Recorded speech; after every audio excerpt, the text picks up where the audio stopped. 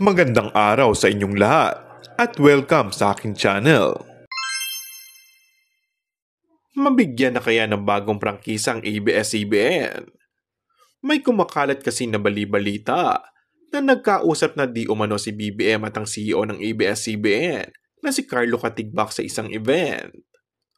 Hindi man tinukoy kung ano ang napag-usapan, ngunit marami ang nagsasabi na malaki ang kinalaman nito sa muling pagbabalik sa ere ng ABS-CBN. Isa sa inaabangan ngayon ng madlang people ay kung ano ang magiging kapalaran ng prangkisa ng ABS-CBN.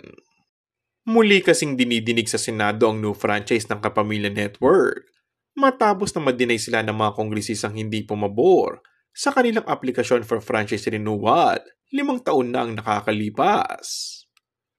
Ang tanong ay kung pahihintulutan kaya ng Pangulong Marcos na muling makabalik sa ere ang ABS-CBN. Maaalalang sinabi na noon ni Presidential Aspirant Ferdinand Bongbong Marcos Jr. na ipauubaya niya sa Kongreso ang pagpapasya sa prangkisa ng ABS-CBN. Yung franchise ng ABS, nakita ko ang naging proseso doon sa House of Representatives, ay naging problema kung bakit hindi tuloy ang extension ng prangkisa ay dahil may mga nakitang problema.